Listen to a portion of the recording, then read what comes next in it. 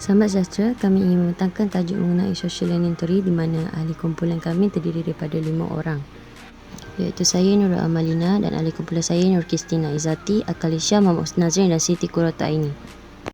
Pengenalan, Albert Bandura merupakan seorang psikologi daripada Kanada, Amerika. Beliau lahir pada 4 Disember 1925 iaitu di Mundare, Kanada, dan telah meninggalkan dunia pada 26 Julai 2021 pada usia 95 tahun dan mempunyai 2 orang anak iaitu Carol Cowley dan juga Mary Bandura. Beliau menamatkan pelajarannya di University of Iowa 1952-51 dan University British Columbia 1946 hingga 1949. History of SLT iaitu Social Learning Theory. Yang pertama adalah Albert Bandura. Beliau telah membuat satu eksperimen iaitu aktiviti Popodol eksperimen pada tahun 1960 dan kerana itu dia telah dinobatkan sebagai bapa kepada teori pembelajaran sosial. Aktiviti Popodol adalah melihat cara atau behavior seorang kanak-kanak dengan memperaksikan aksi agresif di hadapan beliau terhadap sebuah patung. Ujian ini dilangsungkan daripada 1961 sehingga 1963. Yang kedua adalah Leverkotsky, iaitu memberi tumpuan kepada perbezaan antara apa yang kanak-kanak tahu dan apa yang mereka ingin tahu, zona perkembangan dan juga proximal. Asas di sebalik social learning theory ini ialah kita perlu melihat tingkah laku sesuatu individu dan menggunakan maklumat tersebut untuk kita membentuk diri kita sendiri. Jadi dalam mind map ni kita dapat melihat ada 4 peringkat yang boleh kita lakukan untuk kita mencapai matlamat social learning theory itu. Okey, peringkat yang pertama ialah attention. Jadi dalam peringkat ini, seseorang ahli terapi perlu meminta pemerhati untuk melihat tingkah laku sesuatu model dan perlu mentafsir sikap model tersebut. Jadi dalam proses ini, pemerhati perlulah sangat fokus tanpa sebarang gangguan luar seperti gangguan bunyi dan pergerakan kerana ia akan mengganggu proses pembelajaran pemerhati tersebut. Okey, peringkat yang kedua ialah retention and memory. Jadi dalam peringkat ni, pemerhati perlu mengingati semula tingkah laku model yang telah diperhatikan. Sebagai contoh, macam pemerhati tu dia perlu mengimbas semula setiap perbuatan yang telah model tadi lakukan. Ini secara tidak langsung akan menguatkan daya ingatan pemerhati tersebut. Okey, peringkat yang ketiga ialah annotation and motor capability. Jadi dalam peringkat ini, pemerhati itu dia perlu melakukan semula setiap perbuatan dan tingkah laku yang telah diperhatikan. Jadi apabila pemerhati itu berjaya melakukan semula watak model tersebut, maka sudah pasti pemerhati itu dia telah mencapai kemahiran annotation and motor capability ini. Okey, jadi peringkat yang terakhir ialah peringkat motivation. Jadi walaupun mereka telah beri tumpuan terhadap pembelajaran mereka serta mereka berjaya melakukan peringkat yang pertama, kedua dan ketiga, mereka juga amat memerlukan motivasi. Sebagai contoh, macam motivasi yang kita boleh beri kepada mereka adalah kita boleh memberikan jaran sekiranya mereka telah berjaya melakukan setiap tingkah laku yang telah model lakukan. Jadi ini sudah pasti akan menaikkan semangat mereka untuk mempelajari sesuatu yang baru. Okey, kesemua prinsip-prinsip ini amatlah penting bagi kita untuk menentukan sama ada pemerhati itu dia berjaya atau tak mengikuti kesemua peringkat-peringkat ini untuk pemerhati mencapai asas social learning theory. Berdasarkan aplikasi teori pembelajaran sosial, peranan guru dan rakan sebaya dalam memudahkan pembelajaran sosial adalah sangat penting, di mana dalam pendidikan pembelajaran sosial berlaku apabila pelajar memerhati guru atau rakan sebaya mereka dan meniru tingkah laku mereka untuk mengambil kemahiran. Ianya juga membolehkan pembelajaran berlaku dalam pelbagai aspek, contohnya persekitaran dengan pelbagai tahap. Semuanya adalah sangat bergantung pada motivasi seseorang.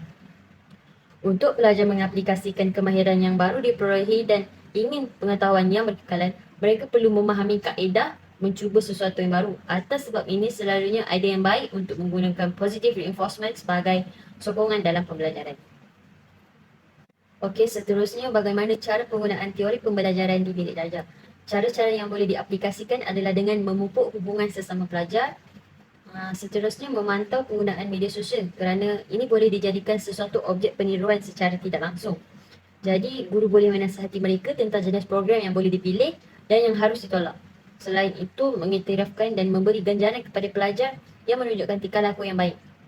Seterusnya, pengajar juga boleh menggunakan insentif untuk meningkatkan pembelajaran bermotivasi yang membina dan juga bimbingan ataupun pengaruh rakan sebaya, di mana guru boleh menggunakan pelajar-pelajar yang popular atau yang berjaya untuk menunjukkan tingkah laku yang baik di dalam kelas. Dalam mengaplikasikan teori pembelajaran sosial, terdapat juga kelemahan dan kelebihan. Kelebihan adalah di mana teori ini menerangkan pendekatan menumpukan pada keperluan conditioning dan peniruan. Pendekatan belajar bahawa sosial juga amat menekankan betapa penting melakukan penyelidikan perkembangan kanak-kanak. Penelitian ini fokus kepada proses yang menjelaskan perkembangan kanak-kanak, faktor sosial dan kognitif. Untuk kelemahan pula adalah di mana teknik permodelan Albert Bandura adalah mengenai peniruan tingkah laku dan ada kalanya cara peniruan. Hal ini memerlukan pengulangan dalam mendalami sesuatu yang ditiru. Selain itu juga, jika manusia belajar atau membentuk tingkah laku dengan hanya melalui peniruan, sudah pasti ada sesetengah individu yang menggunakan teknik peniruan ini untuk meniru tingkah laku yang negatif, termasuklah perlakuan yang tidak diterima oleh masyarakat. Dan dalam teori pembelajaran sosial, personality ini adalah salah satu karakter yang unik yang dimiliki oleh individu yang mempengaruhi cara mereka bertindak, berfikir dan merasakan di lingkungan sosial mereka. Dan dalam konteks ini, personality ini dapat mempengaruhi bagaimana seseorang ini belajar dari pengalaman sosial mereka dan bagaimana mereka merespon situasi mereka semula. Dan ada beberapa konsep yang kita boleh kaitkan dengan personality ini dalam sistem pembelajaran sosial ini, termasuklah salah satu dia adalah penguatan dan hukuman, iaitu reinforcement dan juga punishment, di mana perilaku yang diperkuat positif cenderung muncul kembali dan sementara perilaku yang dihukum negatif cenderung berkurangan. Contoh dalam sistem pembelajaran sosial ini, pengajar dapat menggunakan penguatan positif seperti pujian atau penghargaan untuk meningkatkan perilaku yang diinginkan daripada seseorang. Sebaliknya, jika konsekuensi ini negatif, yang konsisten dapat digunakan untuk mengurangi perilaku yang tidak diinginkan. Okey, seterusnya, kepercayaan diri iaitu self-efficacy, di mana keyakinan individu ini dalam kemampuannya untuk menyelesaikan tugas dan mencapai tujuan. Jadi, individu ini dengan kepercayaan sangat tinggi, dia lebih cenderung untuk mengeksplorasi dan mencuba hal-hal yang baru. Dan salah satu contoh yang kita boleh kaitkan adalah seorang pelajar, dia yakin bahawa diri dia mampu menyelesaikan soalan matematik yang sangat susah ataupun sangat rumit, serta dia mencuba menyelesaikannya dengan mudah dengan soalan yang sangat mencabar, lebih mencabar lagi dibandingkan dengan pelajar yang tidak yakin dengan kemampuan dia. Okay, selain itu, kawalan diri iaitu self-control, di mana ini adalah kemampuan individu untuk mengatur perilaku emosi ataupun reaksi mereka terhadap situasi tertentu. Dan individu ini dengan kawalan diri yang baik mampu mengatasi nafsu ataupun menghadkan kepuasan hiburan mereka demi jangka masa yang panjang. Contohnya yang kita boleh kaitkan dalam sektor pekerjaan, iaitu seorang pekerja ini mampu mengawal kawalan diri dia dengan baik dan dia mampu untuk menahan diri daripada melalui media sosial yang menghiburkan saat bekerja supaya dia boleh fokus dengan pekerjaan dia. Dan yang seterusnya adalah peniruan, di mana ini adalah kecenderungan seseorang untuk meniru perilaku orang lain yang dianggap sebagai model ataupun idola, di mana contoh dia adalah seorang anak mungkin meniru gerakan ataupun tingkah laku dari tokoh idola mereka melalui media sosial ataupun televisyen ataupun majalah dan sebagainya. Dan seterusnya adalah persepsi, di mana ini adalah cara individu ini menginterpretasikan dan memahami informasi dari lingkungannya, persekitarannya, termasuk perilaku orang lain. Contoh dia, jika seseorang ini mempersepsikan lingkungan kerja sebagai kompetitif dan tidak ramah, mereka mungkin cenderung menjadi lebih waspada dan kurang cenderung untuk berbahagi idea ataupun pendapat ataupun cadangan untuk membantu rakan sekerja mereka. Dan yang terakhir adalah faktor alam sekitar, di mana konteks ini di mana pembelajaran terjadi termasuklah norma sosial, budaya dan juga tingkah laku. Dan individu ini yang tumbuh dalam budaya yang menghargai kerja keras dan kesetiaan akan cenderung menunjukkan tingkah laku yang sesuai dengan nilai-nilai budaya tersebut. Jadinya, yang oleh itu, personality ini berkembang dan berubah seiring dengan waktu melalui pengalaman pembelajaran sosial mereka.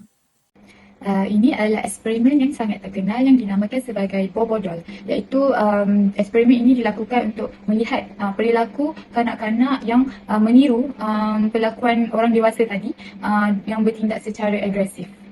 Dalam pandangan siasat kognitif, dua kesimpulan yang menghubungkan agresif dan media dapat membuktikan dan membenarkan bahawa perilaku yang menunjukkan kekerasan yang ditampilkan secara berulang di media dapat menjadi model perilaku dan respon terhadap konflik yang akan diikuti oleh sebahagian orang.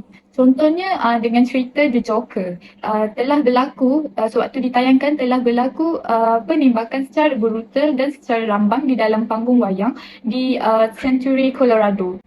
Akhir sekali, kesimpulan social learning theory menggunakan interaksi timbal balik berterusan yang berlaku antara tingkah laku, cognition, persekitaran yang menerangkan tentang tingkah laku manusia.